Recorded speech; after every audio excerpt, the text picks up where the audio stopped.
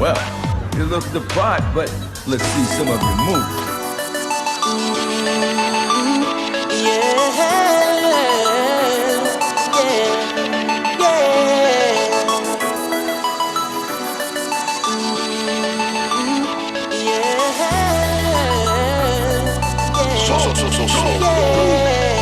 Feeling like a star, you can't stop my shine. I'm loving Cloud City, my head's in the sky. I'm solo, I'm hunting solo, I'm hunting solo, I'm hunting solo, solo.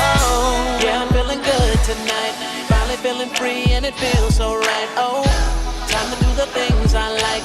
Gonna see a princess, everything's alright. Oh, no job but an answer to, ain't a fixture in the palace zoo.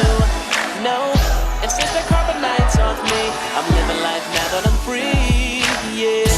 Told me get myself together, now I got myself together. Now I made it through the weather, better days are gonna get better. I'm so happy, the current night is gone. I'm moving on, I'm so happy that it's over now. The pain is gone. I'm putting on my shades to cover up my eyes. I'm jumping in my ride, I'm heading out tonight. I'm solo, I'm hunting solo, I'm hunting solo, I'm hunting solo, solo. Picking up my plaster, putting it on my side. I'm jumping in my Falcon, whoopie at my side. I'm solo, I'm hunting solo, I'm hunting solo, I'm hunting solo, solo.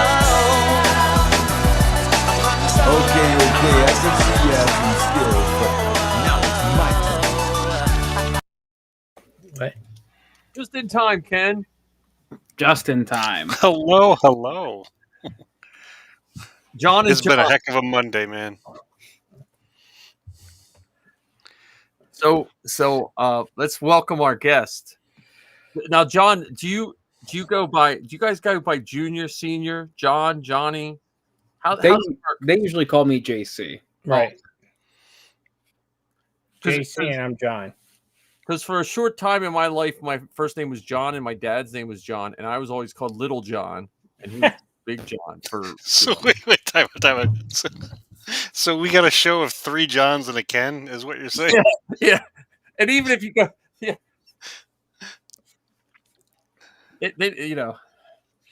so It's the Triple JK show. yes. Okay, so I'm sorry, I messed up the intro. Let us know who's here. I'm Mike, and who else is here? I'm not Mike or John. You can just call me Ken. I'm John Sr. I'm JC. John too. The sequel. The sequel. Well, we talked about Ahsoka. So tonight we were going to do Thrawn. But before we do Thrawn, does anyone else have any other? Before we get into our main topic, does anyone else have any stuff to talk about, like our costuming or trooping or anything like that? Well, I've got an upcoming troop. All right. So this coming Saturday, I'll be participating in the Lehigh Valley Comic-Con. So I'll be dressed as Kenix Gar Kabur, my custom Mando. He'll be prowling the premises. I'll probably be putting on some sort of festive holiday, whether it's a lanyard with flashy lights, or if I can find my little Grogu container that has lights on it, I might bring that with me. I'm not really sure yet. I think you should carry a Pictroid head with you. Just under my arm? Yes. You got one. Well, I've got the head. I just don't have all the other bits attached to it. I still have the. Yeah. I would take Ken up to Hollywood Heroes with me this Saturday, but he had other commitments. Unfortunate. Yeah, I froze completely on Black Friday. I did a Welcome Santa parade here in Akron, so that was freezing. And you can't put extra layers under those leather pants, can you? I wore the long johns, compression leggings. So I was believe it or not, it's the arms are cold because the pleats they're all just wind tunnel gaps to come up underneath. Oh goodness! So quite breezy. Yeah. Wow. Which is funny because in the summertime, it's nothing but complaining about the heat. Well, you know, It's a lot of work. I was going to say that as a TK, it seems like there's a very small window of comfort in a TK. You're Yep. either freezing from the plastic being too cold, or you're sweating profusely from the plastic being too hot. It very. I think the 50 to 60 range is the comfortable range. You know. Well, from what I've heard, I think it's more like the 50 to 51.5. Yeah, probably so. Yes. Yeah, 50 degrees is optimal temperature for Kylo. Yeah. So. And any builds? Anyone building anything? Not currently. We Ken? have we're waiting for our material for Bo-Katan's undersuit. Unfortunately, the place that we ordered the material from, so we put in this order for like, I don't know, maybe 12 yards of material, different colors and different types and everything. And they sent Heather an email saying, "Oh, well, we have this material. There's just this really big stain on it. Do you still want it?" Like, no, we don't. Like, Yeah, what time do we live in when that's when I was younger, it would be there's a really big stain on it. We're gonna throw that in the trash and we'll send you the right stuff. yeah, but it was like, yeah, I mean, you ordered this, and I'm like, is the whole roll ruined? Like, because it's not as if we ordered a full bolt. I could understand if the whole bolt was ruined. It was like dipped in something or whatever, but it seems like just a section that Heather wanted had the stain. I'm like, what are the chances? It's this 6 yards or whatever is the streak area. Yeah. But so that's the only costume corner bits I have to chat about tonight. Yeah, I worked on the live action Sabine blasters. I got the hand grips done. And I did 3D print the droid from the Young Jedi Adventures. Whatever that little, it's like a R2 with two little legs. Mhm. How big did that turn out? It's okay. I got to reprint a couple parts because I put a new slicer software on my computer, the new Cura, and I'm so used to using the old Cura. I didn't. I ran it on the old one with the old settings, so I have to run a couple other pieces. But my printers were sitting idle, and I was like, I got to print something before I'm waiting on I ordered filament for Chopper. I have 12 spools coming just for Chopper. So. How many spools do you think it would take to make a rat catcher droid? A what? What's the rat catcher? The little one with the ears? Yeah, the one that looks like a rabbit. I think it's Look at two. the file. Huh? I think 2 rolls. Really? Yeah. I didn't know. Okay. A pit droid doesn't. He's not much. He's probably not much more than a pit droid. Well, he's bulbous at the bottom. That's Yeah. the only thing that concerns me. But I think the pit droid was a lot of supports because Yeah. every piece is so weird shaped. There was no way to lay a lot of pieces flat. Mm-hmm.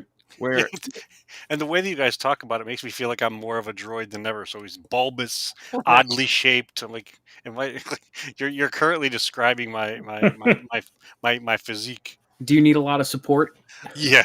how many spools does it take to print you? Well, probably a case. Every time, if you ever get into the 3D printing, you start looking at things. How many spools would it be? Like, How many days of printing would it take? Yeah. How many days? What setting? It's a curse. Because I'm thinking I don't really need this Star Wars room. I could just put more printers in here. Because I was build the whole farm. That giant 800 millimeter printer that just came out. I was like, how do I fit that in my house? Yeah, do I really need the Jarek table now? I don't even know. And it would have to be put together downstairs, so it wouldn't ever come out. Sorry, when we sell the house, you have to take the printer with you. Yeah, like when you put the organ in the basement or the piano. Yeah, it's not coming out again. But no, I printed that little droid. He only took like 2 days. I'm just going to mess with some settings just because he's kind of fragile, but I think Zoe's going to paint him up and send it to Matt Martin. So that's not my project. That's her project. Nice. So since I think he's a writer on the show. So Really? he has something to do with that. The droid is a writer on the show? I was talking to Matt about it too, and he has something to do with that show. So I don't know if he's producer or writer or a little bit of both. Hmm. Because a lot of those guys, they don't like that kind of stuff. They're not as big to put the credits in, give you the credit, stuff. So, but, and then I still haven't dyed this Sabine. I'm just like, I'm holding off on dyeing the Sabine cloth just because I'm scared. Because I know once it goes, it goes. So. But I'll cut the armor off with a seam ripper. I broke my one seam ripper, so I gotta get a new one. What were you trying to? I was using it to clean a 3D print. Oh, Oh, jeez. okay. That'll do it. For what it shouldn't. I was like, I just flick this one piece off. And, oh well. I don't know how you took one piece off, just not part of the 3D print. But I have the Amish goods store right next to me, so I can go get all that sewing.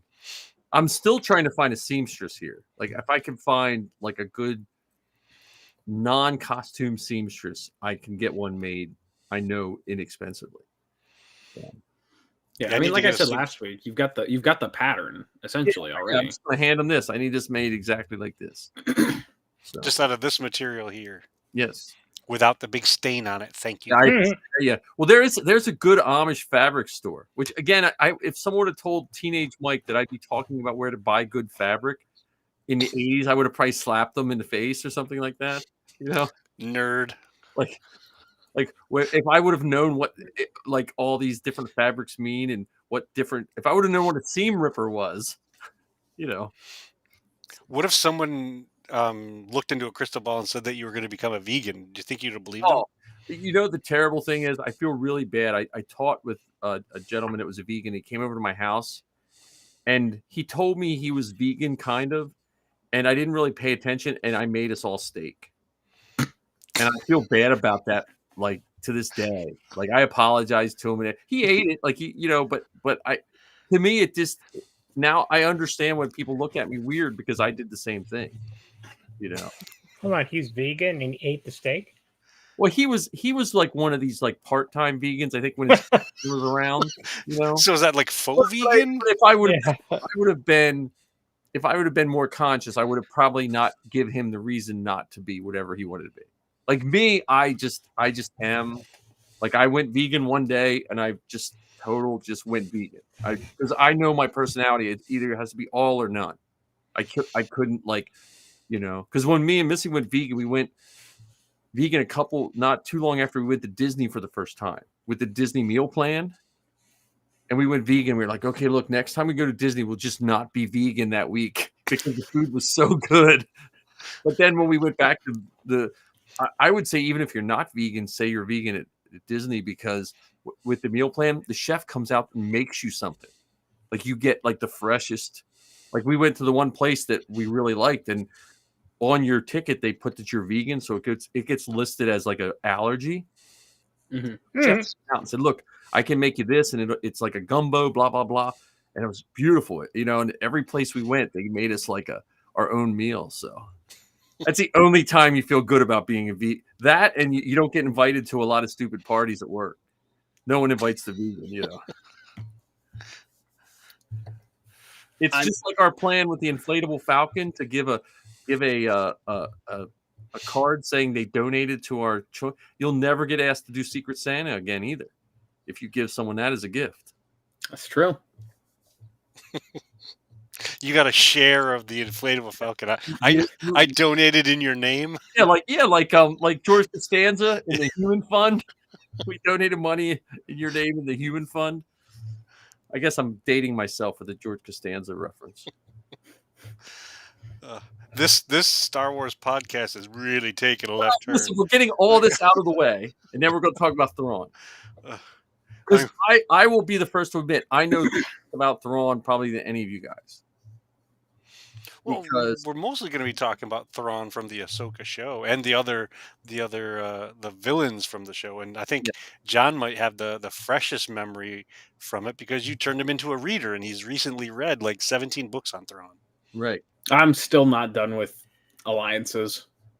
Oh, really? Yeah. Even at 1.5 speed? I got distracted. It's the time of year. Yeah. I love us. I'll get back to it. It's really good. I just need to finish it. The problem I have with a lot of things is if I'm really enjoying it, I don't want it to be over, so I stop halfway through. So I think I've got like three hours left in it. Don't ever let John drive the vacation. Yeah. Wow, I never knew that about him, and I'm not gonna lie, he got that honest because I hate watching the last episode of a series. I will delay watching it because I don't want it to be over. I never knew that about him, but it makes total sense now. He got that honest. I wonder if you can get like some sort of genetic testing. Because does that That's- thing let that that's run in the interesting. family? Does not complete stuff they don't want to end. That's right. It's true. Like I'll put things off. Like especially I know if it's like a series completion where like the show is over. Yeah. That I do put off watching the last episode for a while because I don't want it to end, especially if it's something I really enjoy. Yeah. Wow, I didn't never knew that about him. So The worst part is there's 4 other books that I can go to next, but this one has Anakin, so I don't want it to end. Well, I felt that way. I don't think I felt that way about Return of the Jedi when I was a kid because I just didn't think that through. But the first movie I felt that way about was the last of the Lord of the Rings movies because I loved those books and I knew that was a long movie anyway. It was ended. I was like, oh, this is really going to be, because they can't really make you more Lord of the Rings books. So, yeah, I didn't think that way either about Return of the Jedi at the time, but now I've noticed the older I get, I don't want the story to end. yeah, That's interesting. Well, that's the plus side of Star Wars, though. We've talked about it last week where there's so many gaps that I never thought when I took Zoe to see animated Clone Wars multiple times in the theater that we would be talking about live action Ahsoka. In my wildest dreams, I never thought that would happen. So, Well, in my wildest dreams, I never thought that we would be able to watch that stuff on a device, barely bigger than a deck of cards. that's true too. So if you didn't get to watch it on the big screen, the next best thing might be able to, watch it on VHS tape in your living room if it's not on reruns or whatever. Now we can. Oh, I finished it. Literally, I can start at the beginning right again. Like I can just go right back to the beginning and watch through all 8 episodes again. So does it really ever end? Not really, because I can just keep going back. So let's get into Thrawn. Ken, start us off. You're the ringleader here. You keep us on track better. So this Ahsoka show, the one that we're talking about, one of the main drivers for this show was to figure out A, where Thrawn was, and B, what's going to happen with him. So before this show, the last time we had seen him, he and Ezra were on a Star Destroyer that was being enveloped by Purgle tentacles and blasted off into hyperspace.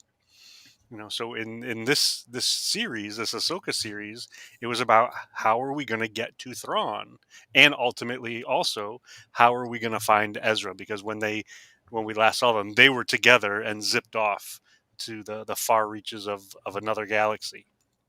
And was it episode 6 of this series that we finally saw Thrawn, or was it episode 5? 6. It was 6. Yeah, so 6 episodes into an 8-part series is when we finally got a chance to see this blue alien from. Is Chiss the planet or is Chiss the species? Chiss is the species. The species. So we got to see this blue skinned, red eyed Chiss on screen, the 6th episode of an 8-part series, which was absolutely amazing to me that it took that long to get to where he was, to find out what he was doing. And not only did we get to find him, we found him, in this odd partnership with special force users that we hadn't seen the likes of since Star Wars Rebels, and that was the Dathomirian Night Sisters. Right. So they used black magic with a K to be able to use the Force. And so what was your impression of the Night Sisters before we start talking about the big bad of Thrawn? Go They ahead. made me want to wish me? to saw Ventress live action. That's the first thing I thought. I thought, oh, these are so cool. Imagine what Ventress would look like live action. Mm-hmm. Yeah, I'm shocked that we haven't seen her in live action yet. But you can Refresh my memory. Who's Ventress? Asajj Ventress from the Clone Wars, the bald lady. Bald lady. Oh, yes. Yeah, I'm The surprised. female I think foil that would be a to good Obi-Wan and Anakin. one. You gonna drop your little I- factoid about the main Night Sister? Oh, that's Vala. Mhm.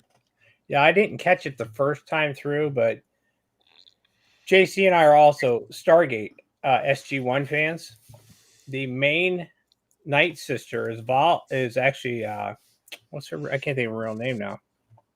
She played the character Vala on Stargate SG1, and I didn't catch knew it her from the first time through, but that was her. That was her playing the character. I also She's knew the one her. right in the middle. Yeah, what was the other show she did? She was on like I don't know, Farscape or Yeah, Farscape. That's was what it I knew. Farscape? Claudia Black, that's her name. I knew her from Farscape. Yep, but yeah, she was the main Night Sister, and I did not realize that until I watched it the second time through. So, And were their character names based on the three witches from Shakespeare or no? Did we get names for them? yeah, I didn't even. Do we have names? I don't remember saying names. Oh, I don't think they said them in the show. Well, knowing Dave, they would because he's really into that, that stuff, like connections to other things. And also 3 has like a religious symbolism too, like with like Father, Son, and Ghost, all that kind of stuff. I actually went back and rewatched the last 4 episodes. Was it 4? I can't remember. Mhm. 4 episodes because I realized I missed a lot the first time through that I was not even paying attention to. Like I'll tell you how bad it was. I didn't realize in the I think it's the last episode that those were death troopers. Oh yeah. Obviously Krennic is my character. I did not realize that those were death troopers originally. I just thought they were stormtroopers and their armor was black. Yeah. So, and then I never caught the part that when I think that Ahsoka broke the jaw off of one of them, they were actually dead inside. Yeah. So I didn't catch that the first time through. So. Well, and that was I like the zombies. I know some people didn't like it, but I like the zombies because it was at least a nod in my mind to the Death Troopers, the book that came out about zombie stormtroopers, and it came out right before the canon switched over, so it kind of got lost in the mix. Mm-hmm. But that's what before the Death Troopers in Rogue One were called Death Troopers. The zombie troopers were called Death Troopers. Yeah, and I think John mentioned that when we did our Yeah. scary things about Star Wars episode. And for the record, the three knights, the three Night Sisters, their names were Actropaw, Clotho, and Lachesis. And those are the same names as 3 fates of Greek mythology. Oh, nice. That's one of the benefits of doing our show this way is I can Google it at the same time. I would have known that by myself. I'm not that smart. I'm a nerd, but I'm definitely not that smart. Yeah, I saw the names. And I was like, there's no point in me trying to pronounce this. And see, that's you kind of mentioned it a little bit, Mike, with Dave Filoni's leanings. I mean, we had Balin Skull and Shin Hati. Those names, Skull and Hati, are Norse wolf god names, or Norse wolf names. One chases the moon and one chases the sun. So they, Dave learned from George, grabbed names from different fables and fairy tales and myths, and put them into this sci-fi space opera, and it makes perfect sense. Yeah. Well, and those lead into Thrawn And I think because I didn't really realize those things were like undead. At first I thought they were all just beat up troopers and stuff. But it made the Thrawn character. It made it at least what I know about Thrawn, he was saving his resources. Like he knew he had a limited amount of whatever he had, because and it seems like he was using his tactical skills. He knew someone was going to come rescue him, and he was going to have the maximum amount of stuff he could have. Well, it does make me wonder, though. Like, so just like typical Star Wars, we get dropped into this story as it's happening, and so we know that stuff happened before it, and we know that stuff will happen afterwards.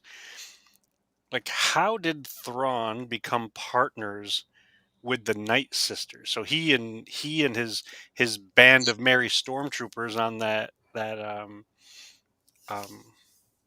Star Cruiser, with Ezra, they land on this planet after being dragged there by space whales, and Ezra survives. He escapes, goes hangs out with the naughty turtle people, and Thrawn befriends 3 witches.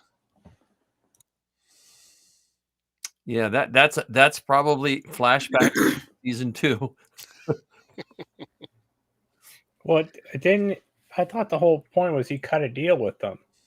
Weren't those coffins at the end that they were transporting? Maybe I missed it. What's in the coffins? Hasn't been determined yet. I don't think we know. So that's what I wonder. And exactly what you said. I was thinking, like, are the witches taking more witches' bodies that can be resurrected at a certain point? They need something. It seems like the witches didn't have everything they needed there. Thrawn didn't have everything he needed there, but he could promise them something they needed somewhere else. Am I making sense? Which was a eventual transport back to the other galaxy, right? Yeah. I mean, that seems like that was the deal. So, well, and I would have liked it. I mean, I wish they would have spent even just 15 minutes explaining it at some point along the way, but. Well, and so Thrawn befriends the Night Sisters on Peridia, and we also learn that Morgan Elspeth, a Night Sister in our galaxy, had been a supporter of Thrawn in some way, shape, or form. So how did Thrawn cross paths with Morgan and then become buddies with her sisters from other misters in Peridia, this other galaxy? Mm-hmm. So there are still, just once again, like typical Star Wars, there's a lot of curious unanswered questions. Right, because they never really explained why Morgan was. I mean, they said what was it season 2 of The Mandalorian, where you first see Ahsoka. Yep. Okay, and she's in it obviously, and at the very end it was just like one line or something about Thrawn. At the end, am I remembering it correctly? Oh yeah, you're absolutely right. You're right. They never explained why in the world is she obsessed with getting Thrawn back. Where did that come from? I kind of perceive that as not that she knew Thrawn, but she was called by the other 3 Night Sisters that he needed to come back, and they would give her power if she would help them get from one galaxy to another. Well, how did they contact her? If they're in the other galaxy? Dreams. Oh, okay. Magic with a mysterious ways. Well, the other thing is, I think since Thrawn was a collector, like we see in Rebels, where he's like just pillaging the artifacts. Yeah, the artifacts and stuff. So I wonder if he knew about the Night Sisters in that regard. Mm-hmm. Like if maybe he knew, since he like, just like he took artifacts, I would imagine if he found a powerful person that was a artifact in and of itself, that would be another way of him, scratching that itch. Mm-hmm. And I hated the fact they killed Morgan off in the last episode too. I actually like that character. Yeah. She makes for a very uninteresting action figure, though. Yeah. Yeah.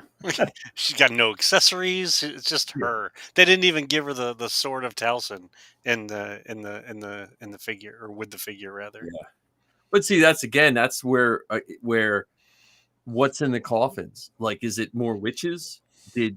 Just like when a Jedi dies, to the witch, because the witches brought back some people and did some weird stuff in Rebels and Clone Wars. Clone Wars. So that's very similar to you might not be dead if you're a witch of Dathomir. Well, and because we've only seen the witches. What about are there Knight brothers in those coffins as well? That's true. We could have a whole bunch of Darth Mauls rolling around. Yeah, and maybe it's a combination of both. There's some troopers to revive as part of Thrawn's forces, and some witches and brothers from the Night Sisters and Night Brothers, because they were going to Dathomir. That was their destination. Yeah. They were going to take that huge ring, which I thought was so cool to see, actually dock onto that Star Destroyer. They were taking that to Dathomir. And Justin Sonfeld was the one red droid. Yeah, and that And Chris Bartlett was the red droid with the silver jaw. Yeah. Do either of you watch Critical Role? I do occasionally when Zoe's watching it. Yeah. Sam Riegel? I'd have to see his picture. What's he play? What character? He plays in the first campaign. He played the halfling bard. I forget his name. He was one of the night troopers. Oh, nice. Yeah, he posted a bunch of behind the scenes. Oh, yeah. You know what? I think I follow him because yeah. So I have to figure out what I have to do to get on set in a small role. I have two now droid people that want to help Safi become. I have Chris Bartlett and Justin Sonfeld. Yeah, see, that's helping Safi. I'm not talking about helping Safi. I love Safi. I'm banking on Zoe getting her own Star Wars project in the next 10 years. We're all gold to get that. Yeah, no, that's the one ticket. That's our golden ticket right there. We need to keep helping Zoe pursue her dreams to help us pursue our own. Let's help Zoe pursue our dreams. Well, Ken got to see me get yelled at by Chris Bartlett for letting Safi wear the costume too long.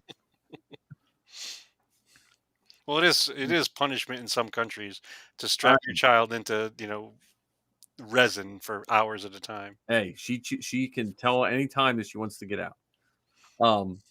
No, I just liked all that. What's the over under percentage that Dave brings back Zombie Maul? Because he's brought Maul back before. If they show up on Tatooine with some Maul still exists though, right? He's just half Maul. Yeah, what in the end of Solo, obviously. No, he's all Maul. Huh? Oh no, he's half Maul. You're right. He's got robot legs. It's a discount Maul. Yeah. 50% off. It's more like so. I mean, he doesn't even have to be a zombie. He's still around, huh? Right? No, he's dead. I thought. Why is he dead? End of Rebels. Did you not watch that end of that season either? I thought he survived for some reason and escaped. No. Wow. No, you got to watch. That's probably one of the better death scenes in Star Wars. It's so simple yet so intricate. I love it. Yeah. Yeah, that's if they would have done that in live action, people would have lost their minds because I just thought it was like elegant. Like I like the Darth Vader when the guys redid the Darth Vader and Obi-Wan fight and made it all like actiony. Mm-hmm. But I always liked the original because it looked like Ben was sacrificing himself. Mm-hmm. Where they did the actiony one, I understand, but the deeper meaning to me as a kid was he stood there and let him, take him out. So wait a minute, Maul. That's right. Maul was killed by Kenobi in the desert of Tatooine, right? Yeah. Yep. Okay, I remember it now. Gotcha. See, that is the problem with Star Wars. Sometimes there is so much to it. Oh yeah. I get lost sometimes trying to remember half of it. Yep. Well, I'm the other way. I can remember the Star Wars stuff, but I can't remember where I put my keys. So Air tags, my friend. Get an air tag. Air tags. I have an air tag in my kit box. We watched. So my Star Wars club today, we started watching Empire Strikes Back. So it's neat to see sixth graders watch Empire Strikes Back in 15, 20-minute clips. I was I'm going to say, surprised did you didn't get? do things chronologically? They wanted to do it in the order it was released. I let them decide. Well, in that case, you should have made him watch the holiday special because that was 78. Special. I don't know if that doesn't have a rating. So, like, since I'm teaching middle school, I can't show certain things. That's PG. It was on television. I understand, but it's different. If it doesn't have like I can't show something off YouTube if it doesn't have like an official. If I can get a DVD, an official DVD with an official rating, then I can show it without any issues. Yeah, in that case, you're never getting that for the holiday special. Right. And like I can't show Revenge of the Sith because That's it's PG-13. PG-13. And my sixth graders aren't 13 yet. That's unfortunate. He saw it when he was like 5. If we That's the get to the difference. point where we have time to show it, because we're doing 15 minutes a clip once a week, if we get to the point where we're going to show it, I might send notes home with the parent to get parents to sign. So, because that they have to see that movie. All right, so Thrawn. I will say I was glad. I don't know the uniforms like you guys do. You guys are the uniform experts. But it was nice. I was glad he was in an Imperial uniform. I was worried he's going to be like Jungle Thrawn. You know, it's going to be like Barrel Thrawn. well, he's going to look like what's his name in Castaway. You know, Tom Hanks in Castaway. So like Ezra. Right, He's like gonna be Ezra. talking to a stormtrooper helmet named Wilson. Do you think we'd ever see a Chiss with a beard? I don't know. Can they grow facial? Because I think in the comic book he didn't have a beard. He just had long hair. Okay. He looked more like Eddie Vedder. He looked like Fabio if you painted him blue in the comic. Yeah. Honestly, that's if you threw Thrawn in an Imperial uniform, in an officer uniform with that look, I'd be all over it. Now, are either of you going to try Thrawn at all? Any No. desire? Not anymore. I just think I have too much of a dad belly to do. Well, although let's be honest, was it Mars or Lars? What is it? Lars Mikkelsen. Lars Mikkelsen had a little bit of a belly for Thrawn. Apparently, rations were not equally distributed Well, on the Star Destroyer. thing. Yeah. But Prestige has its privileges. I guess. But he had a little bit of a belly. Like in Rebels, Thrawn was very slender, Yeah. Well, right? So was And everyone. I was going to say, right, watch Clone Wars. You can't make someone that thin. right. But I thought he was just I thought that he would have slimmed down a little bit for the character role, but Well, you could do just your normal costume and then just get blue cellophane and make a Mhm. giant cube that you stand in. So you just look blue, and then you have to paint yourself blue. we know somebody that does Thrawn. Yeah. And I'll tell you what, he looks like the character, the Rebels character. He's tall, he's thin, he's got the facial features. I mean, when he does the blue, he looks just like him. It's crazy. Like I've said that he should have been Thrawn in Ahsoka. That's how much he looks like him. And does he But I just use don't think I paint, would do or it does he use justice. something else? It's Yeah. blue paint, isn't it? It's not a paint. It's more of a powder. Is it like Zoe has that orange makeup that once it's on, it doesn't come off anywhere? Apparently, it does run Mhm. when wet, but Well, she bought some kind. It does. She's going to go to an airbrush. Is what she wants to do next, and that stuff's supposed to not run. Now, I'm sure the people that cleaned their bathroom in England probably are not happy because it looked like, They killed a Smurf, no, they killed the orange. pumpkin. They killed the Cheeto cheetah. I just picture Thrawn, and then you'd see like blue handprints on all the stormtroopers. yeah, I will probably do the Grand Admiral costume, but not Thrawn. Unless for one day I cut my hair, I won't do a wig, especially because there's no There's no wig that I have found that has that like perfect slick back look, but also has a blue tinge to it. You could probably get that like gel from the like 50s and do your hair and make it look sheer. Pomade. And probably just get Sure. one of those Lego molds, Play-Doh molds. Just like mold your hair. Yeah. Yeah, I'm gonna probably not do Thrawn. No, So, no. What did you think of Krennic the is fact that they close had enough with his white. costume was a little raggedy? I liked the detail of it. I wish they would gone a little bit more heavy on the weathering. But I liked that it was tattered and worn. that was probably like his good uniform. Like he probably like saved that for when He they saved it. Sure. were. He knew that they were coming that day, so he broke it out. So what do you think casual Thrawn dresses like? Um, T-shirts and I'm sweatpants? thinking, yeah, it's a t-shirt and some sweatpants. He's got official Empire tennis shoes. Just the You know. stormtrooper cod piece. Maybe like Skechers slip-ons. But the Empire edition, sure. Like Tarkin wore. Didn't Tarkin wear slippers all in the film? Yeah, absolutely. Yes, he So did hated Snoke. the boots. He wore Snoke slippers. wore slippers. When you don't see him from like the waist down, he's in slippers. Yeah. Which I always felt that was one of those weird things. Like someone, I know the budget was tight, but someone couldn't have just bought some insoles for the man. Like the guy was like a film legend. Someone couldn't. No, I think they were too small. Like I think that the boots themselves were too small for him. Again, like they couldn't. If you had to spend some of your budget, just get the man a pair of boots that fit. Come on. Especially him. I mean, Peter, He was probably next I think to he actually said they were just flat uncomfortable. Yeah. He didn't Is even that what it like was? wearing them. Yeah, But that's I'm why saying he asked him for the Guinness was slippers. pretty much the next biggest name. He is. I mean, behind Alec Guinness, Yeah. he was very well known before that movie. Well, he might have even been bigger than Alec Guinness, I think. I think he was probably more popular than Guinness because of all the Hammer films and stuff like that. Mm-hmm. I think Guinness was more like prestigious kind of. Okay. Like one was like Sylvester Stallone and one was like Meryl Streep. Mm-hmm. Depending on which films you like. Because I knew Tarkin from every Saturday they had Kung Fu Theater and horror films on.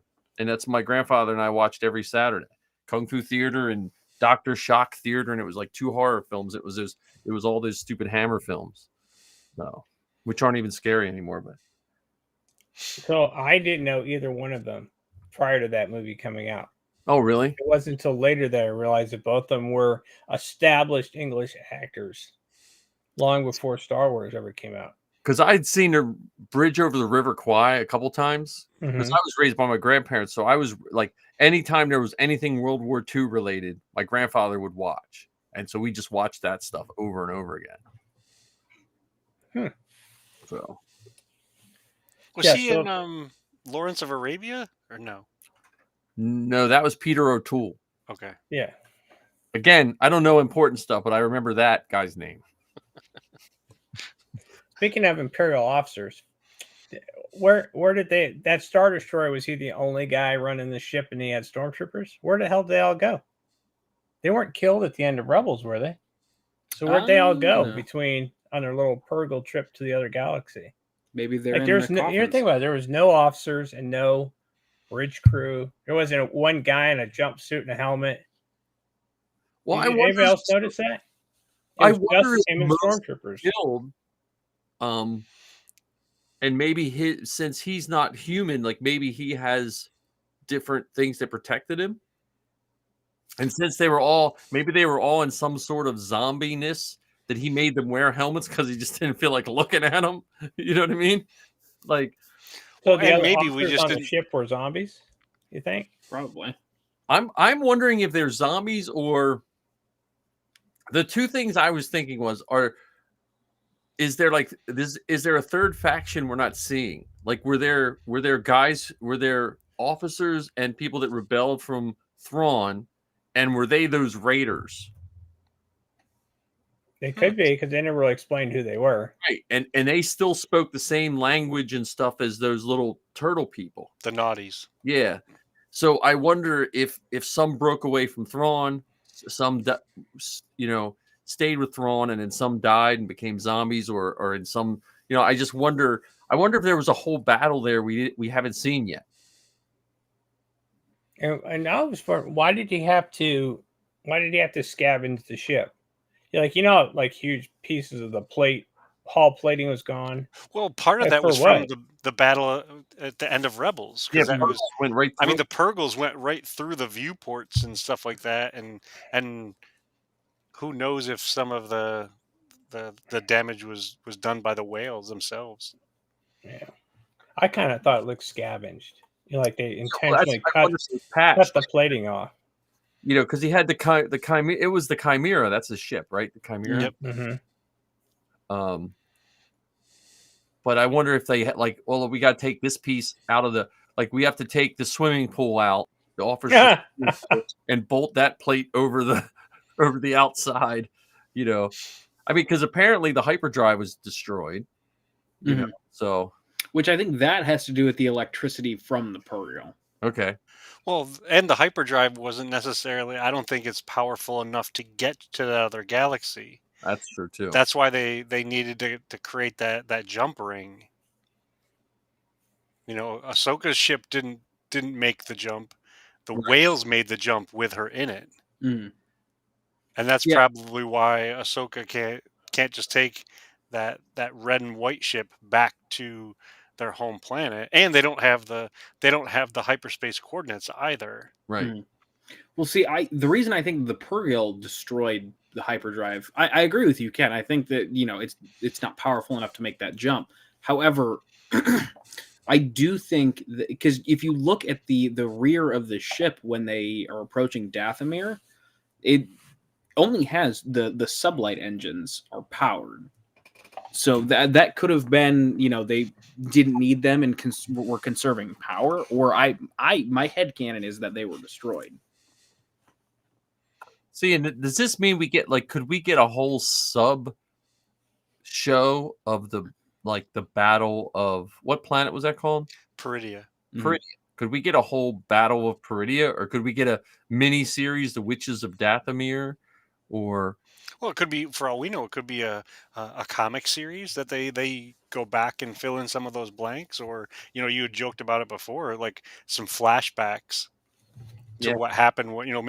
Maybe Thrawn, on Dathomir, or when he meets up with the First Order, or the Imperial remnants or whatever. He's talking about, when we landed on Peridia, this is what happened. Ezra did a mind trick on me and ran away, and I couldn't find him with the turtle people. Maybe they just give us a flashback once every other month, just random one episode, and just call it Flashback Wednesday, and boom, there's your flashback. I thought the whole idea was to tie the 3 series together into a movie. Mm-hmm. Isn't that the plan? That's the plan. So you think isn't that the next? Other than there's one more season of Andor, right?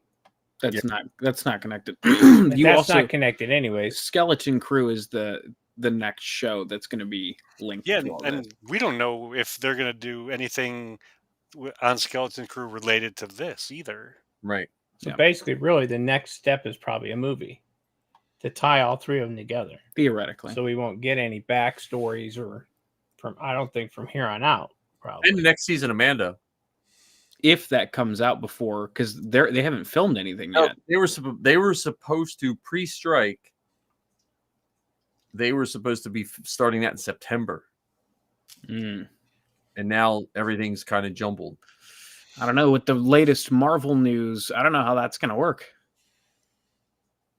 What's the latest Marvel What's news? the Marvel news? Pedro Pascal's going to play Reed Richards in the Fantastic Four movie. But seriously, he doesn't have to be on. He doesn't have to be on set. He goes to a recording studio. Literally, they could film the whole season and say, "Okay, Pedro." Because did he take his helmet off at all in the last season? No, because he dipped himself in the waters and got redeemed. So he literally just has to do. He probably 2 days in a recording studio, and he could do the whole series. Yeah. So, because I saw people like, "Oh, he's leaving more." I was like, he is never going to leave that Mando paycheck. Never. I mean, Well, even the Mando character. I mean, let's face it. Din Djarin's pretty popular. yeah.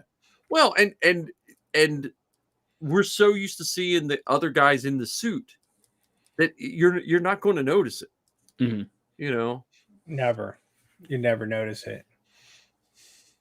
So you're right. He's never leaving that paycheck. It's got to be huge, Yeah. especially at this point. Well, for the amount of work, even if he's, so I'm hoping if Zoe finds anything out, she won't tell me. I know that for a fact. So I can't trust her as my inside source anymore because that kid knows what an NDA stands for. But What I miss? Does she Well, work for Zoe Lucasfilm now? all the stuff in Ahsoka, like she saw pictures of everything over a year ago and didn't tell me anything. Really? Give She me- signed an NDA? Huh? Well, she still didn't tell him She anything. didn't sign one. She just friends of hers that work on the show. She went out to lunch with them one day, and they were showing him all these pictures. And she's like, Really? "I didn't want to." She said, "I wanted to honor what they showed me." I was like, "Oh man," Wow. because And- we came And out. to think you thought she loved you, huh? Yeah, I know. I got to rethink that. I might Wow. have to. You can't trust your kids. Like, I know. They get you right here sometimes. yeah, I'm the sternum. Like, proud and upset at the same time. So.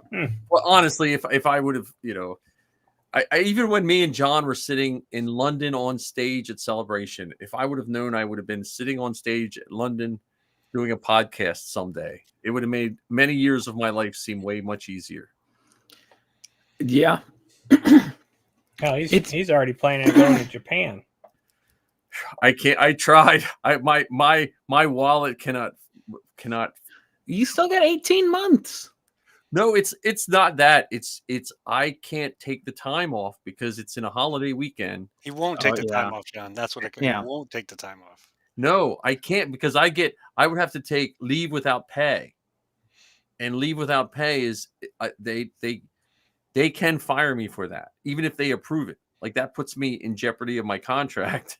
Also, it screws up my retirement. If I take 3 days without pay and I go to retire at whatever year, I have to come back the next year and work 3 days to make up those 3 days. When is the celebration? Huh? It's what is it? Easter 2025. It's when? Easter weekend 2025. You have to work Easter weekend? No, but I can't take personal days on either side of holidays. Oh, okay. I got you. That's my. He's not committed, is what he's saying. Well, John. they used to. He's just They not used committed. to let us. We used to be able to write a narrative, and they would give us some. So they did the 1 year. I got one, and then so many people like faked sick that they changed that. Now, like I would have to have a death in the family to. Why can't you claim a religious exemption? Yeah, I thought about that. But the other thing is, it's 29 hours in the airport both ways. Yeah. I just hear lots of excuses. I don't know about you, Johns. But Mike, you'll be a time traveler. Yeah. All I hear is I'm going to excuses. live vicariously through you. I will be so happy if you go, and I will. You know what? I will even put in for a Star Wars Geek Girl podcast. So if you go, you can fill in. I was gonna say I'll meet Zoe there because I'm sure when she's working for Lucasfilm, they'll let her go. Well, if she, yeah. Well, yeah, no. If my kids want to go and I can help them go, I would gladly do it. I just can't. I just can't justify the time and Sounds like a case of the Mondays. Dude, I looked at her. Listen, when we were in London, I was pricing it out. I was like, okay. I was like, oh crap. Every price was just like crap, more crap. I was like, I can't do it. Well, speaking of crap, what are your thoughts on the rest of the villains from Ahsoka? That was a hell of a segue there, Ken. I think I liked I can't think of any villain I didn't like. Like except I didn't like that little bureaucrat guy. She should have just killed him right there. Yeah, that's not the Jedi way. I know. He's not a bureaucrat who is selling the hyperdrives at the very beginning. Yeah, because he was just such a he reminded me of every management I know, and he was that way all the way through the end. He was, you know what I mean? He was just like I was like, oh. Well, how about the senator? How about Senator Azuno? He played Kaz's dad. Oh, Kaz's dad. I only kind of liked him because he was Kaz's dad. He was kind of a jerk. I understand why Kaz ran off and wanted to become a racer.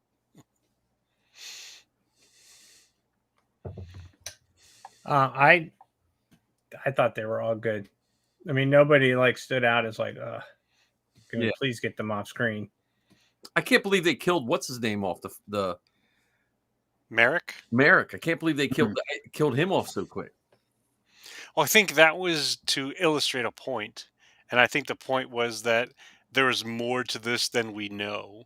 Because when he was killed, you saw that green plume of smoke that we think is magic. Yeah. So that character, who we thought was pretty badass, both from a costume standpoint and a fighting standpoint, ended up being bewitched in some way, shape, or form. I wonder if they were possessed like Sabine was when they found the Darksaber in Rebels. Remember when they got possessed at that cave? Well, she got possessed by the spirits of the Night Sisters. That's what I'm saying. I wonder if that was that purple. I never thought about it until you just said that. Yeah, I don't know, because they really didn't give us any of Merrick's story whatsoever. Yeah. Yeah, I don't know. I'm just excited to do the costume at some point. Well, I would love to have Safi. What's the girl's name? Shin. Shinhati. I'd love her to do Shin, but she won't do a face character. Why? She just Safi's like me in a sense. She likes to be. My youngest daughter is like super shy, except when you stick her in a costume. Because John's met her. Like, she doesn't say much, but you stick her in 000, she'll dance in front of the whole world. Something about wearing a mask. Yeah. Well, see, that's why I like Kylo, because I can still be myself in Kylo and just be silent. And she was doing Krennic at Celebration, or not Krennic. Fennec. That's right. Fennec at Celebration. So I still love how you were like, Fennec doesn't have a mask. Yes, she does. She had a helmet in season 1 of The Mandalorian. Oh, okay. Original and Bad Batch. Yeah, and Bad Batch. Gotcha. She's OG Fennec. I still love how you were like, yeah, I'm not going to be able to bring any costumes to Celebration. Yeah. See, and this is so many of the narrators in Star Wars are unreliable. We also have an unreliable host who says, A, B, and C sometimes, and then we come to find out it's not that at all. Mm-hmm. So while he's telling us now he's not going to Tokyo, I'm waiting for him to send me a text message. Hey, Ken, what colored chopsticks would you like me to bring back? Because I found some with Star Wars logos on them for you. Well, yeah, I guess I did say I wasn't going to London, didn't I? Yeah, I also said I wasn't going to London. So yes, you both did. You're both liars. You're both. I know. Ken, you're the only one out of the three of us that told the truth. I think we should rename the show the Deflatable Falcon, because that's how I feel right now, deflated. Well, now we all have to say we're not getting an inflatable Falcon, and then maybe that'll happen. Because I still haven't got that first. If I do the math right, we're still at 0. You know how many times I've thought about, like, God, I should just donate $1. Just anonymously donate $1 just to see the reaction. Just start that ball rolling like that. All the cool kids are doing it. Yeah, well, in that case, I'm going to donate $19.77. It's like throwing those first couple dollars in a tip jar. I think I do think when we work on our next shows, we're going to have to give a helmet away for like the first X amount of donations or something, and then we'll just do a drawing. Yeah. So, because I got some clone helmets sitting on the shelf that I can paint up a Rex or I even made the visor so I can do a Cody if we have to. Mm-hmm. I know they're phase 1, John, but that's all the only mold I got right now. It's all right. One of these days, I'll get a realistic phase 2 helmet, really nice and really smooth, and just send it out to you. Yeah, okay, that's good. Yeah, I mean, but that's that. Like, we're the villains, and I feel so bad that the gentleman that passed away, Ray Stevenson. Yeah, what that did to his character, because that was one of those. I guess because we're all used to watching Dave Filoni. Dave doesn't rush a story. Mhm. You know, like if it was someone else, we would have gotten more of all those characters, but we would have got less of an overall story. And he just lets them grow on you. And then unfortunately that gentleman passed away, you know. Yeah, I'm still hopeful for Tales of the Jedi. Yeah. Well, they could recast him. I mean, I think they could recast him and still honor his performance.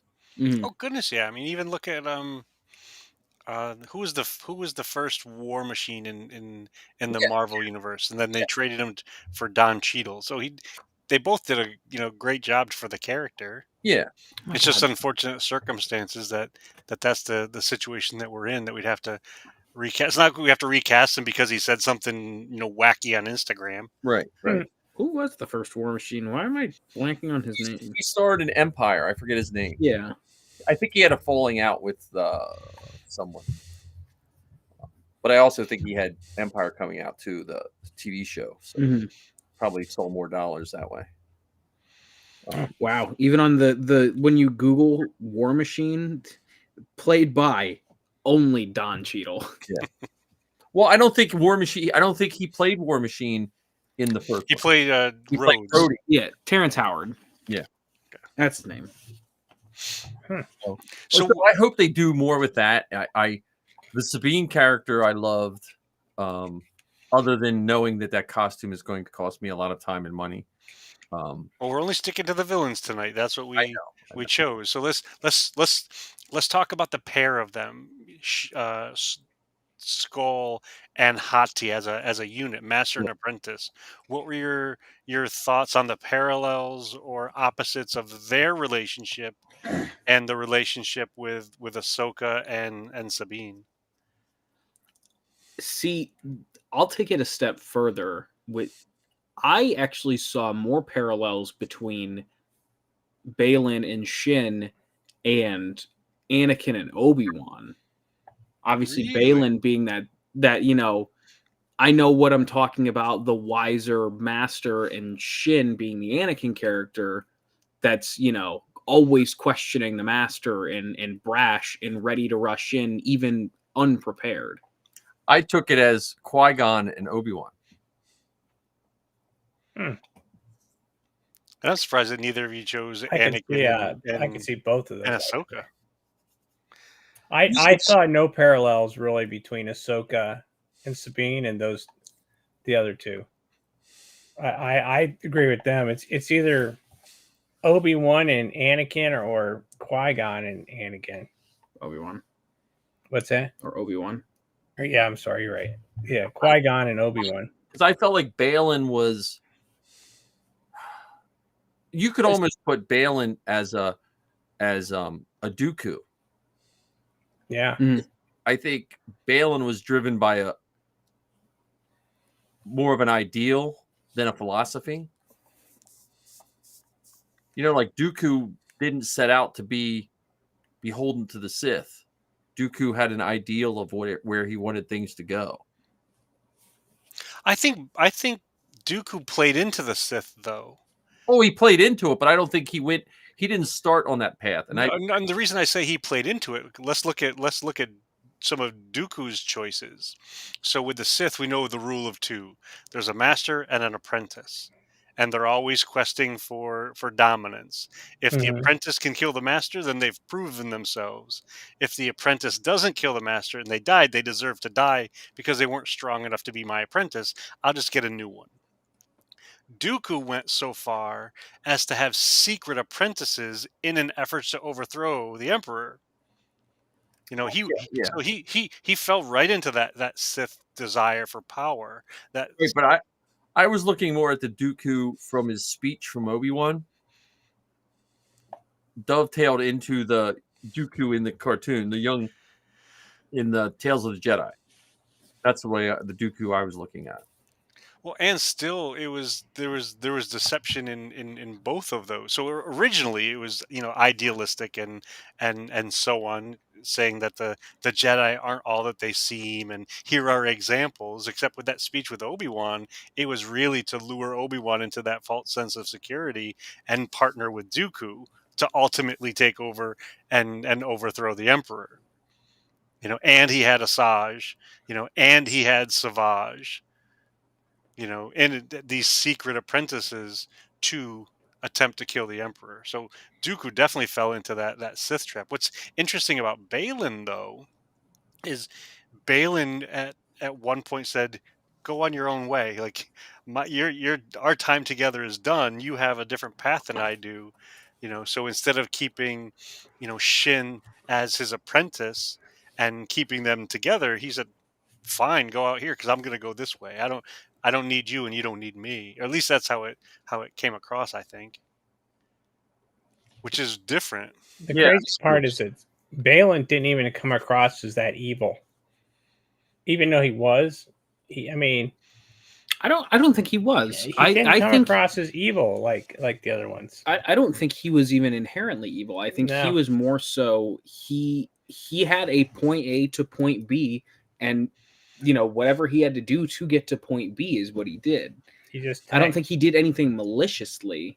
Well, I don't know that crew of that. In the first episode, Well, yeah. they may other argue than differently. that, Yeah. Well, then again, but still, that leads me to my point of he had an end goal, and if you got in his way to prevent him from getting to that point B, then he would do what he'd have to do. I don't think he saw it as, I'm going to kill these people because I want to. More so, you're in my way. You're preventing me from fulfilling what I need to accomplish. But with that idea, I mean, you could, if something's in your way, you have a choice of going around it instead of through it. And But his they choice would've- was through it. They would have killed him had he not killed them. Well, was he like the Inquisitor's HR department's nightmare? Like was he? Because it seems like he probably half-assed the Inquisitor part of being an Inquisitor, but he liked the killing part. Like, I mean, I don't think he was evil, but he didn't. He wasn't really putting much effort into just like he was pretty much like a no nonsense, like the man with no name type Sith. Mhm. Like, look, I just got to get this done. Mhm. Like Vader seemed like he liked to toy with people a little bit before Right. he destroyed them. Like Vader had fun in that hallway in Rogue One. Yeah.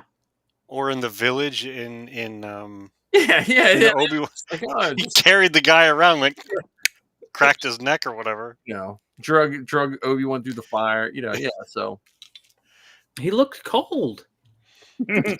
Here, let me heat you up with Yeah. flames. Didn't you know Vader had a minor in being a chiropractor? You guys are always so negative. So negative. Yeah, look on the bright side of things. Right. But Yeah, the guy didn't hurt anymore. He didn't feel any Yeah. more pain. Exactly. He liberated him. Vader always tried to lift people up, not bring them down. Okay. Unless you're cold, Wow. and it puts you right next to the fire. I am really just wow. Such negativity. Yeah, I thought we were supposed to be positive Star Yeah. Wars fans. I could probably put that poster in my room, with Darth Vader holding that guy up. But you know what? They also were more mercenary like too. right. Mhm. Like the three, I want to say Sith, but they weren't technically Sith. But they were probably just as much akin to a Mandalorian mercenary as they were a Sith Lord. Yeah, and that's actually how they were referred in the show. They were referred as, for lack of better words, hired help. Yeah. They have certain skills. We could use those skills. Let's give them something. And I don't know what they gave them. I don't know if they gave them credits or they gave them a trip to Peridia. Mhm. Could you say they have a very particular set of skills? Well, that would take the pressure off of a Sith Lord to just be a mercenary. Because then you don't have to be the ultimate evil. You just have to be evil enough to get paid. And then you just go on your way. Right? Well, the only unfortunate thing with the Sith is they want more and more and more. Right, but that's what I'm saying. If you resign yourself to just be a mercenary, you can turn that off when you get paid. I Right. would be more and more and more. Oh, okay, I'm paid. Okay, good. Then you just go find your next job. Yeah, but with more, there's no end to more. But if your more is to get paid, you put a but you want to get paid more, so you get more. And then- end on it. They get their money. They go to Dexter's Diner, get something to eat. Get some Java juice, sure. Yeah.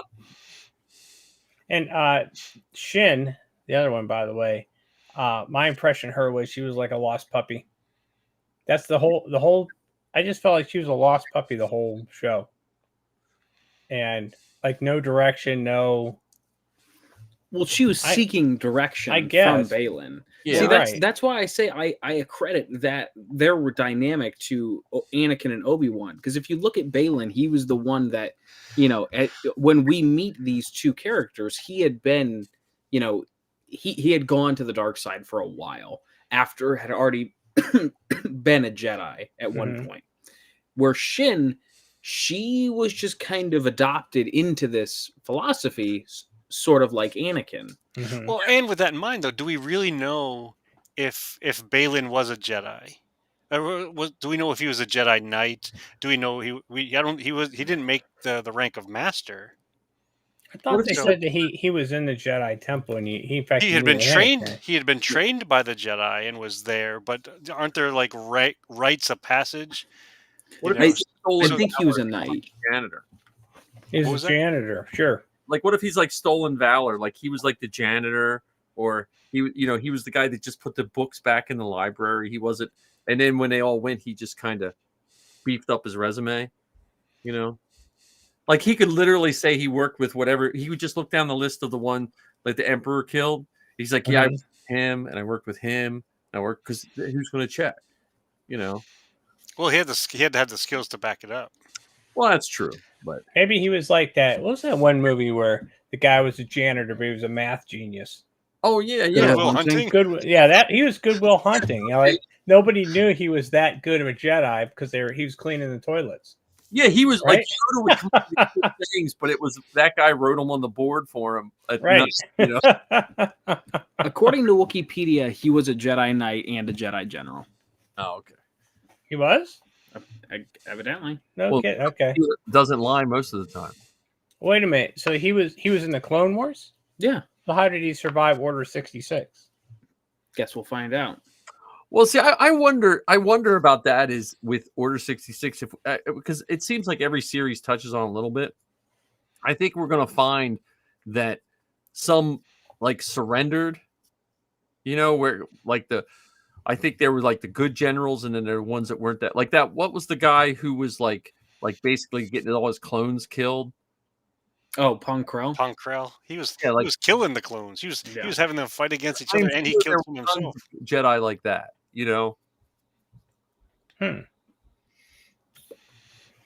So is that where the Inquisitors come from? Is they were Jedis that surrendered and say, hey, you know what? You can't beat them.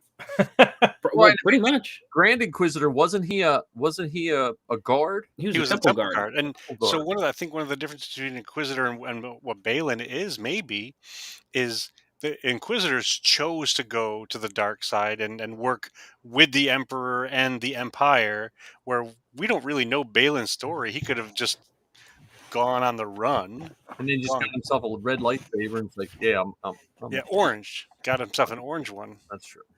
And happened to along the way. Grogu managed to somehow survive Order 66. Not somehow. He was rescued. Keller and Beck. Don't forget him. What's that? Keller and Beck. Keller and Beck. Was Jar Jar Binks? Yeah. Yeah. Oh, that one flashback scene? I didn't realize that flashback scene was them actually rescuing Grogu. Yeah. I thought that was just... What do you mean?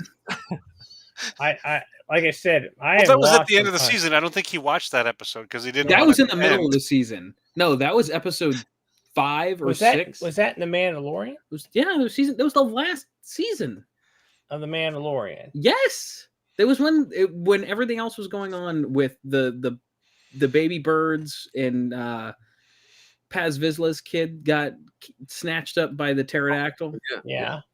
That's the Grogu was having that flashback scene. Did you watch the show? Yeah, and I remember Jar Jar Binks, but they actually had the character. Did you miss the clones? Yeah, I remember the clone. He's fighting the clones off and everything. But you didn't think that was Order 66? Well, yes, I knew that was Order 6. My point is, I don't remember the specific part where he rescued Grogu. When the elevator opened up. Yeah. And he got him on the speeder bike. I wish there was a way we loaded him into the watch these episodes. Wow. I have to get you some homework. I apparently I need some homework because damn, I don't remember that part. A bucket that John recorded. I'm a very poor He Star doesn't Wars listen. fan. He doesn't listen to the Beskar bucket. Don't let him kid you. Damn. Just the one that he was on. That's a Yeah, good podcast. 2. He was on 2. That's a good podcast. Damn good episodes too. Yeah. The highest ranking ones of that show. There you go. You know, and so when Balin left the Order, you know, during the Clone Wars, maybe he traveled the galaxy and came across someone, you know, came across Shin as a child with these Force powers, knowing what could happen if she gets discovered, and kind of took her under his wing.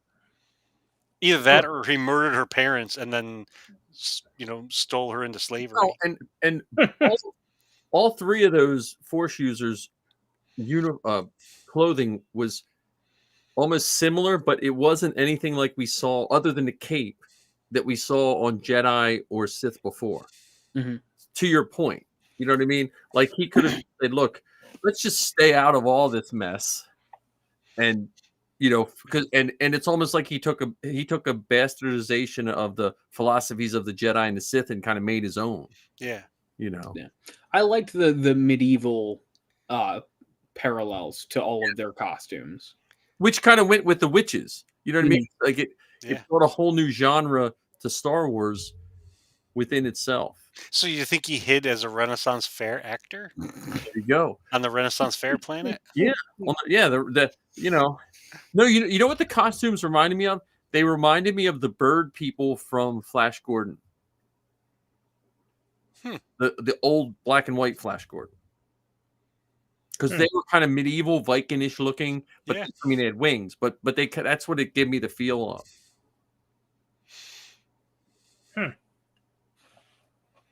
Interesting. And so where do you think the Mortis gods fit into all of this? That's the one thing that I'm like, oh, I really want to know how they're gonna weave this in, because I have no idea. I don't have a guess, because it seemed, I don't want to say out of place, but it seemed very removed from the story at hand. Well, and all those Balin's story, all those witches statues and the other statues on that planet. Like, is that planet like a focal point for multiple religions in the Star Wars universe? Well, if we go to, I think it was episode 6 when Hu Yang was talking with Ahsoka, and they were talking about the beginnings of the galaxy, part 1, 2, and 3. You know, so for all we know, Peridia is the center of that, or the beginnings of that, because it's got both of those things combined. It's got the Night Sisters and their force ability. You got the Mortis gods, the Father, the Son, and the Daughter on the same planet, The daughter's both being celebrated. What was that? the daughter statue was missing. Well, the statue was there. It was decapitated. Yeah. Mhm. Yeah. So is that the birthplace of the midichlorians? Could be. Well, again, that could be that movie they're talking about that's taking thousands of years. Is that the James Mangold one? Yeah, that could be where you see all of these branch off. You have the Jedi, the Sith, and the witches. Like, everyone's just talking about the Jedi and Sith. They're forgetting about the witches of Dathomir, you know, and that's a whole nother. Yeah, because it's not the dawn of the Jedi or the Sith; it's the dawn of the Force. Yeah. Is that the official name of the movie? No, it's that's the time period they're using. When is the release of these movies? It was supposed to be 25, 26, 27, but the strike throws a wrench and all that. Though I did hear rumors that they said they're going to try to keep the schedule as close as possible. Which one comes out first? The Dave Filoni one. Where they tie the 3 series together? Mhm. How in the world would they ever get another season of Mandalorian out? Well, they're 6 months behind, but from what, you know. Are we talking a December release in 25? Or like the traditional May release? Probably December, because Disney likes that Christmas window. But now they pushed the Skeleton Crew back. Which I still think will be sometime Q1 next year. Yeah. I still have hope that that's going to be one of those surprising shows. I think it will. I mean, it's headed by Jude Law. Yeah. I mean, It's because it's just you don't have any expectations, so you don't know where it's going to be. Like the only thing we know is Jude Law and those kids, and that one pirate. Mhm. Mando season 4. That's all I know in it. That's all you really know about that show. yeah. Well, Mike, we know a little bit more, but But I mean, but even then, we don't know that much more. right. You know, like They signed an NDA, John, and they won't I tell us. just can't remember half of the stuff I remember. I remember a decent amount of it, and I don't want to spoil it before the trailer comes out. So, and we didn't even see John. John would just appear and disappear, and I was there. like a man of mystery. He's like Yeah. James Bond in London. So I would like to segue back to Thrawn for a minute, by the way. I would like to say personally, I think Thrawn is one of the greatest characters that's ever come out of the Star Wars universe. For me personally. And that's saying a lot, considering I've told him numerous times, I love the character of Thrawn. I love how methodical he is, how cold-hearted he is, singularly focused. I love the, like, even like the tone and inflection of the voice that Mickelson brings to the character, and the way he just kind of he'll stand there with at an at ease stance, like in the military, and it's like, well, like he told, like in the one scene where he tells Morgan Elsbeth, we're gonna need you to do one last thing for the Empire, just so casually, like, you're screwed, you're gonna have to kill yourself to save us. Just so casually said it. I want to make sure I the understand this character right. Thrawn. You like him because he's a jerk. Yes, I do. Well, I it's like it nice to because have he's just a friends like- jerk. He's cold-hearted. Yeah. Like, if Thrawn had run the Empire from the beginning, they'd have never lost. Well, I don't know. think. I mean, because he doesn't have the ability to take into account some of the uncontrollables. he would have found Sith that would have worked for him instead of what I mean? He would have found you would have had to have Jedi because they were obviously Jedi. You know what I mean? He would have still had to have done an Order 66 of some kind, right? But he would have found Jedi that were more mercenary-like instead of this. Like the Inquisitors, like you said, they're just douchebags, right? And they're all about power and more power, and it's. But he would have found more. I think he would have found more like Balin Skull type Jedi that were just willing to work for a job. You know what I mean? Well, I guess some you want. My intro to him was in Rebels, and the one episode, I forget which one it was, when they were attacking the base or something. I think Thrawn's only drawback was he was so good at what he did that the other people became incompetent. Like, because that one guy was trying to rescue, I forget the commander and how it all worked out, but they were trying to like almost like up each other so they could be good in Thrawn's eyes, and then they kind of wrecked the whole blockade. Watch that episode, but it was when the Mandalorians came in and helped them and stuff. And I think that was his downfall, because Thrawn, there was no one else like Thrawn. Like he didn't have any peers that were as trustworthy and as ruthless as he was. He was like 100 Imperial officers above him. He was so good, and so intelligent, and so I loved how he in Rebels collected things. Maybe I see myself in Thrawn. I don't know. He collected things. Welcome to our therapy session. Maybe I need some therapy, because like if I wanted to be a character and it wouldn't be a Jedi or a Sith, I'd want to be Thrawn. Like if I could be any character in Star Wars, he collected things from his enemies, as trophies.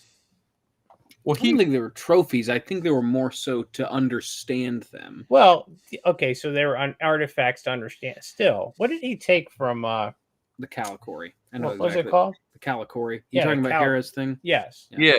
I just thought that was so diabolical. Well, it's diabolical, and in some ways, it's kind of I'm not short-sighted, but it's overly simplistic.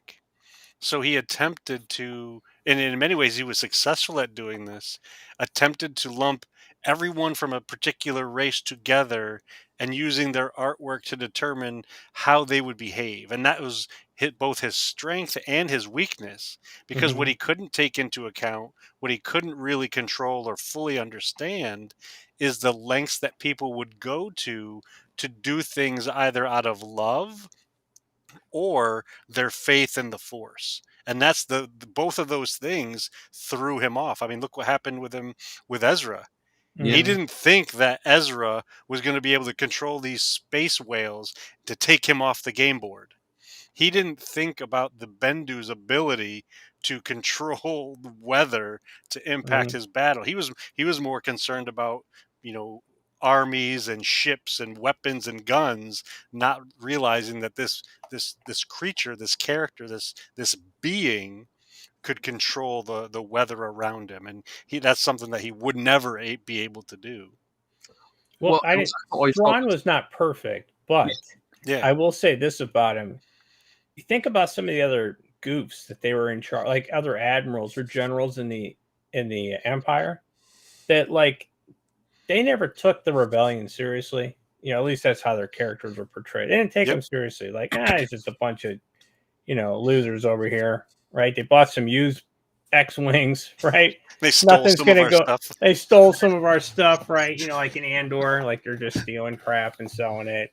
Well, Scavengers, but they never. But Thrawn, if nothing else, understood that you never take anything for granted. Now he's still, you're right, his ego was so big that it screwed him on multiple occasions, but at least he had the forethought to understand I should take the rebels seriously because clearly they've won a few times.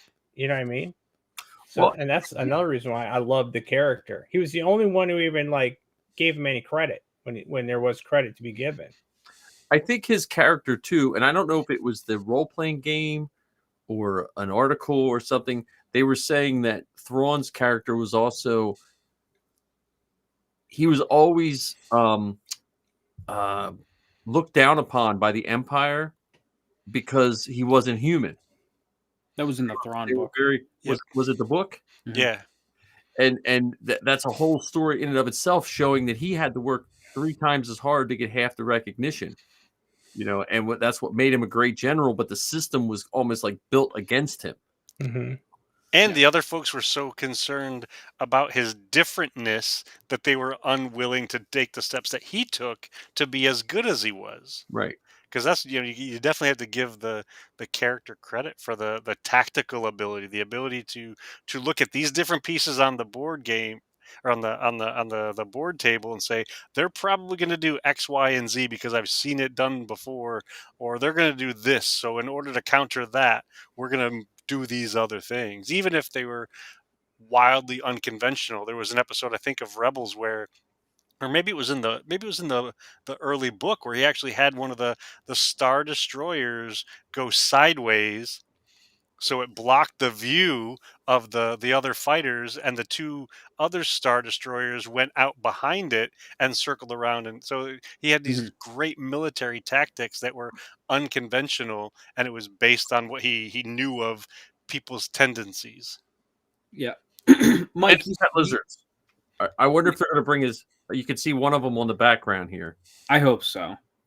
But His- Mike, you said something that I do want to touch on real fast. That Thrawn being around made some of the other officers incompetent. That is why I have a hard time rewatching Rebels, because after reading the book, I cannot stand Governor Price's character, because she was such a cunning and sneaky character in the book. And the more she was around Thrawn, she kind of lost her edge, and she wasn't able to outsmart some of these people like she was in the book. And it makes it hard to go back and watch the show, because it's like, oh my God, she was so smart and able to weave through these situations. But then you introduce Thrawn and she just kind of lets her guard down. Yeah. Hey, for someone who hasn't read the books, how did he become the heir to the Empire? I mean, is it just because everybody else is dead and he's the only one left, or why was he considered the heir to the Empire?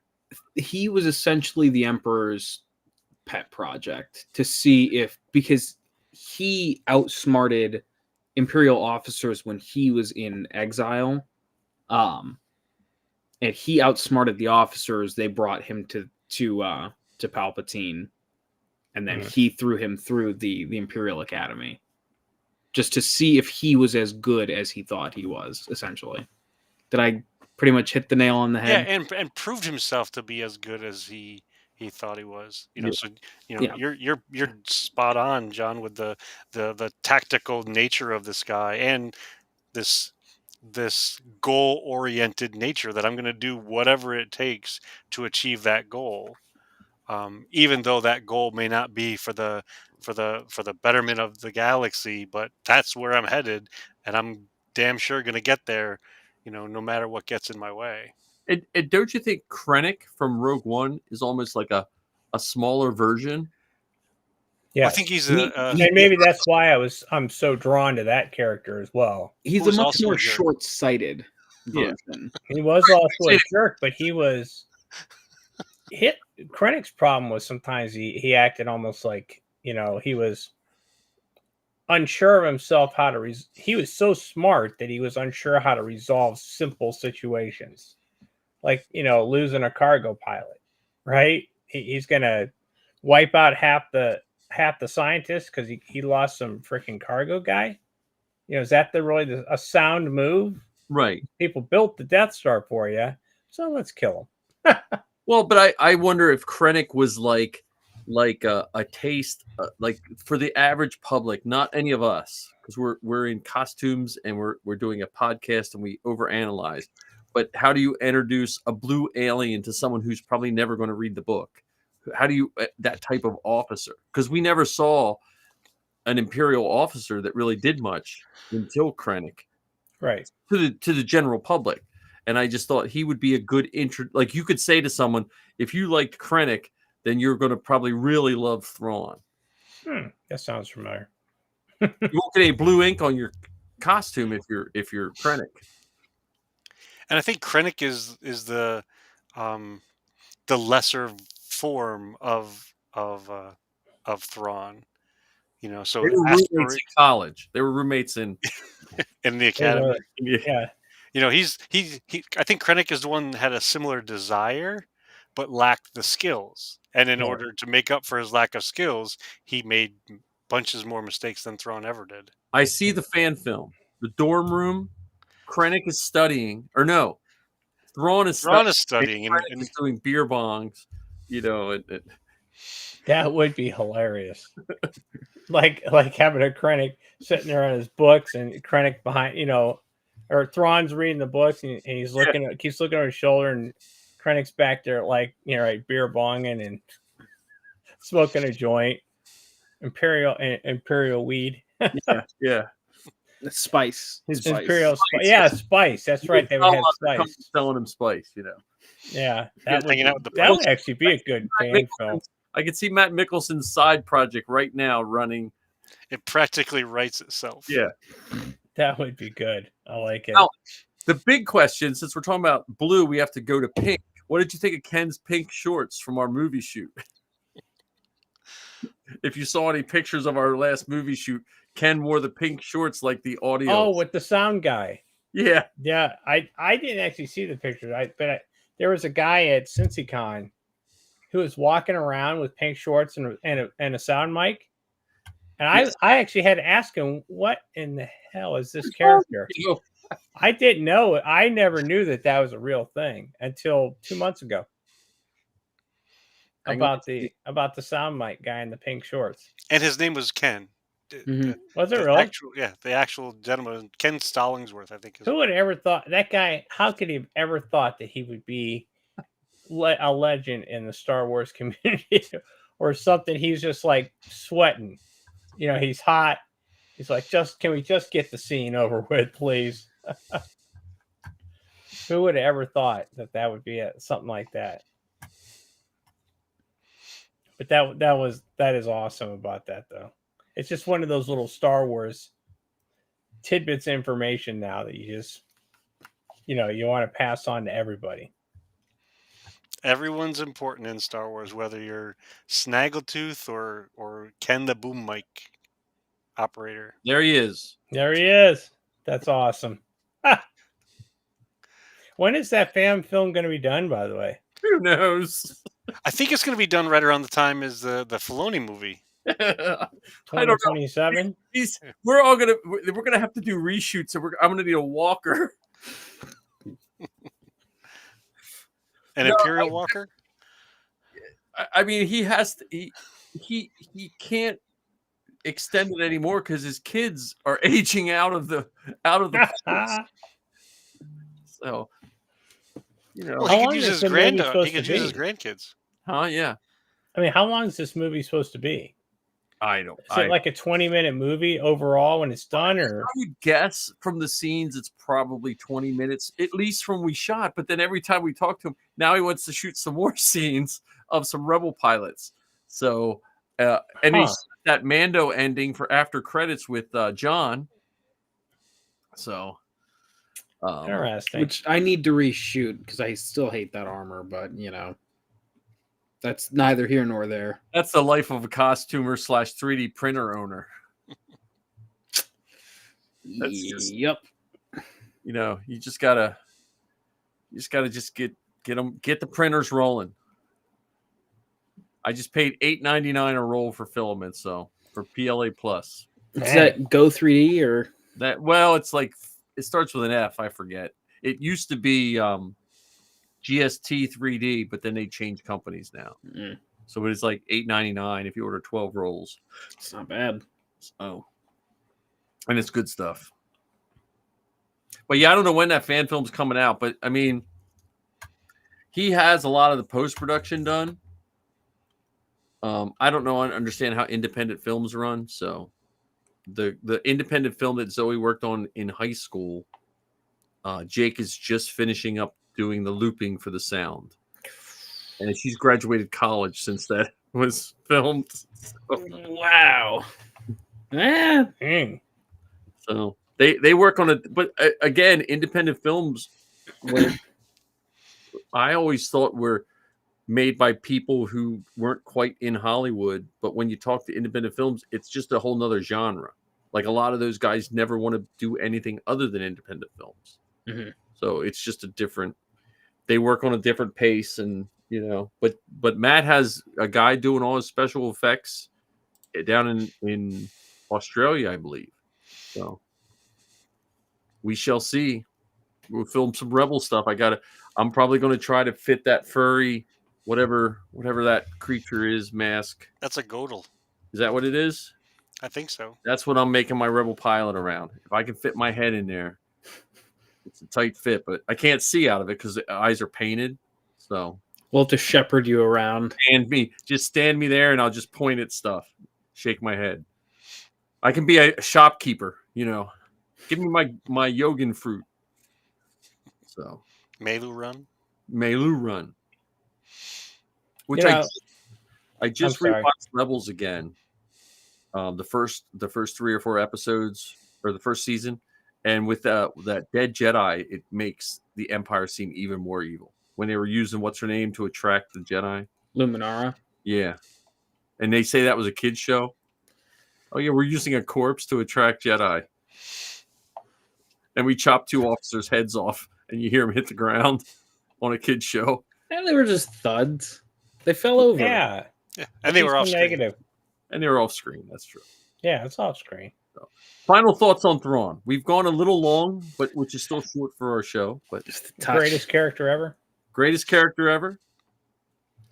I just was gonna say, I totally get my attraction now to Veers, General Veers, because what you said, it's Krennic was just not quite as good as Thrawn, and Veers is like the army version of Thrawn.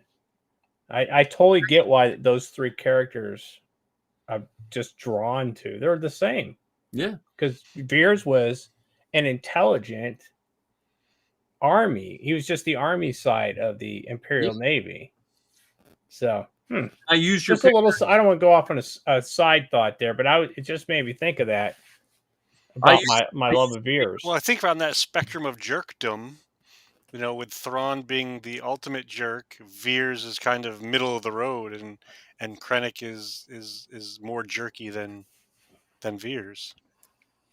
And all of them, all three of those guys, kind of earned Vader's respect. Yeah. Yeah, Like Krennic got a little strangled by Vader, but that's almost like getting a high five from Vader. yeah. Also being strangled. Well, because it was a strangle and a release. Yeah, It wasn't a strangle till finish. right. It was just kind of a This bump. reel you back in just for a second. Let's come Yeah. back. Let's come back down to Mustafar. Yeah. You know what I mean? Let's be grounded here. Yeah. Let's get our heads out of the clouds.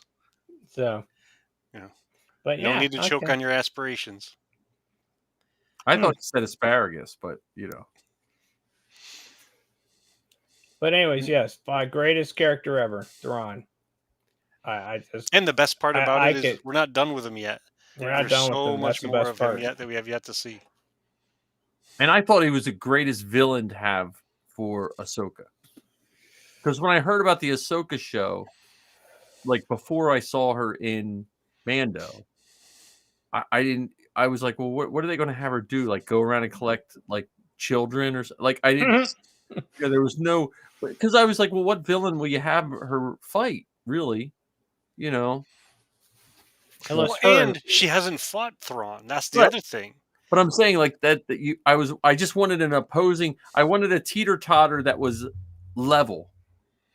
I didn't want Ahsoka on one end and generic bad guy that we never heard of. On the See, other. I don't know if we have Ahsoka at the other end of the Thrawn teeter totter. Well, that's true too. I think we have quite possibly Mon Mothma on the other end of that teeter totter, because you got Thrawn who's leading forces, and you have Mon Mothma who's leading other forces. So it's and also going back to that spectrum, you got Thrawn as jerk tactic over here, and Mon Mothma not. Mon Mothma willing to give up her family for a cause that she believes in, and Thrawn doesn't have a family because he has no need for one. He has no desire for one. So it's that the 180-degree difference between the two leadership styles. Well, and her husband would be the Kramer in our sitcom with Thrawn and Krennic in the dorm room. Yeah, he's coming in trying to get some coffee. Slide in and borrow stuff. What's the deal with eBay these days? Yeah, he'd be like the weed guy. he would. Yeah. Wow, I can actually see this whole short Oh yeah, the video. show writes itself. It I'm writes telling you. itself. Yeah. John, how do you feel about being painted blue? Yeah. I'd do it. I'd do it. I'm a pair of white pants away from having the costume, so Actually, I would get Sarno to do it. yeah, I mean, because he looks like him, right? it's true. And we'll So, gladly pay him in a dinner. We'll pay him in exactly what. Yeah, well, you know what? Yeah, I was going to say these fan films are very expensive for the actors, but Matt did hook us up with dinner. So And shirts. We got crew shirts. I mean, nice shirts, yeah. yeah, we're spoiled. spoiled. There you go. Screw those multi-million-dollar contracts. I mean, Shirts and dinner. That's all. we can that always matters. pay him in blue paint. That's right. Blue paint. I think we did another great episode tonight. Yeah. Well, Well, linked to let the me- Ahsoka show. Thanks again. Don't anyone leave. I'll do our outro so we get our copyright violation. I got a copyright violation on the And outro. before you do the outro, we absolutely positively have to thank John for being a Yes, a guest on this. You've Yeah. upped the intensity and legitimacy of this show. And so I'm always happy to be here. Well, and Listen, JC. before we All right. one question, how's trooping been for you guys as a father and son team? I know I've asked John this before, Little John this, but I asked Big John this. Like, because I've experienced this with my kids. I want to hear how it has been for you, just starting out. I love it. It's I never, like, if you told me younger me that I would even have kids, you know what I mean, and that we would someday both be dressing up as characters of Star Wars, I never believed you. But yeah, I mean, it's been a fantastic experience. I mean, we're going to be going in 48 hours Yeah. to GalaxyCon, so. Well, 2 years ago, John didn't believe you would do it. It's true. We asked him. We said, "What about your dad dressing up?" We got to pull that clip because we have that clip. Yeah, we should bring that somewhere. up sometime. So What'd you say? I'll never do it. Yeah. I said it'd be a cold day in hell. Well, it is pretty cold today. It's a cold day in Ohio. I man. am so happy for you guys because I lucked out. My kids did it too with me, so it's there's something like trooping to me is I like trooping, but when I do it with my girls, it's even better, you know. And so I am so happy. And Yeah, because I mean, we walk around the show and everything, and I would never have done it by myself. I mean, he's right about that. He, you know, he's that crutch I needed to go out and do it. You know what I mean? Like the first one we went to a year ago was the one we went to, Pittsburgh. Yeah, it was Steel SteelCon? City. SteelCon. Like you ask him leading up to that, I was so nervous about that one, only because I'd never been to one ever. Like, just not even forget dressing up. I'd never been to a one at all. yeah, I've never And- heard eye roll so loudly. Why are you eye rolling in the Because background? it's Steel City Con. Whatever you It say. drives me nuts. I think all kids do that to their parents. Though. I don't know Whatever- how many times Whatever I tell it's you. called. The one in Pittsburgh. How's that? Yeah. Because my girls were. I think Sappy was in elementary school the first time we did Steel City Con. They were both Jawas, so they were in. I think Zoe might have been in like 6th or 7th grade, and yeah, it's awesome. So I'm just happy you guys got that. So thanks again for doing this. Don't leave. We're gonna do our out.